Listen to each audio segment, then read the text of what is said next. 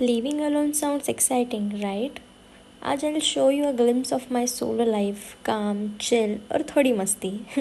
चलो let's dive in. सबसे पहली बात, जब आप अकेले रहते हो आप अपने घर के किंग या क्वीन बन जाते हो. ये आपका स्पेस है and only you are responsible for how it looks. हर दिन का एक छोटा सा एफर्ट जैसे बेड बनाना, रूम क्लीन करना मेक्स यू रियलाइज़ कि हर छोटी चीज़ मैटर करती है.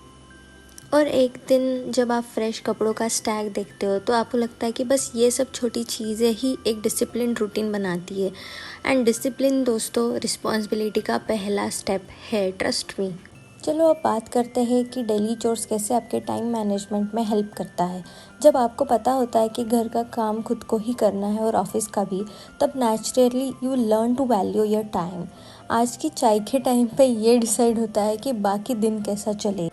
प्रायोरिटीज सेट करना मतलब your financial stability, budgeting, emergency fund, your home maintenance, health and wellbeing. ये सारी चीज़ें you have to manage it. When you are living alone then you have to pay your bills on time. You have to make your emergency fund just for the unexpected situations. When I shifted to Bangalore, I was very scared because मैं first time मेरे घर से इतना दूर आई थी और एक अनजान सिटी में रहना, वो डर रहता है कि आपसे कोई कैसे बात करेगा, क्या होगा, कोई आपको हेल्प भी करेगा या नहीं. Right from searching my apartment and making new friends, I had really bad experience about friends and all. So then I realized it doesn't even matter, you just need to trust yourself. Even though मेरे दोस्त कम थे, but I realized कि मैं खुद के साथ time spend कर पा रही हूँ.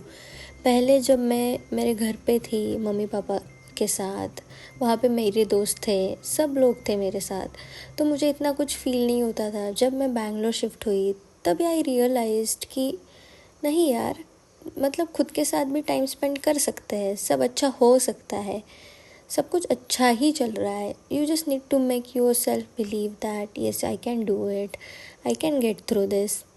जब आप अकेले रहते हो तो नए दोस्तों से मिलना थोड़ा चैलेंजिंग हो सकता है. New friendships are really very exciting but you have to be very conscious. कई बार हम क्विकली किसी पे ट्रस्ट कर लेते हैं, बट रिमेंबर हर कोई आपका जेन्युइन फ्रेंड नहीं होता है. आपको टाइम लेना होगा टू अंडरस्टैंड उनका nature. Trust slowly and observe, क्या आप आपके वैल्यूज़, इंटरेस्ट और बाउंड्रीज़ को वो रिस्पेक्ट करते हैं या नहीं. ये सब आपको सोचना पड़ेगा.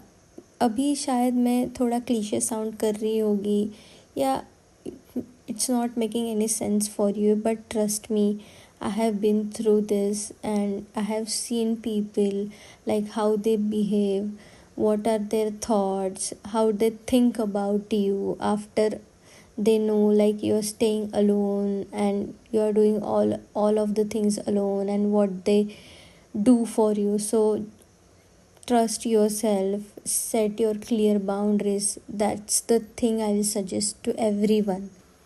देन मल्टीटास्किंग भी एक स्किल ही बन जाता है गाइज. जैसे लंच बनाते बनाते काम की कॉल लेना या ऑफिस का काम ख़त्म करते ही ग्रोसरी की लिस्ट रेडी करना.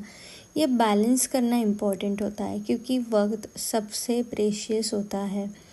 सब काम ख़त्म होने के बाद जो सेटिस्फैक्शन मिलता है उसका कोई कंपैरिजन नहीं है. अकेले रहकर आपको ये भी सीखना मिलता है कि अपने एफ़र्ट्स को अप्रिशिएट कैसे करें.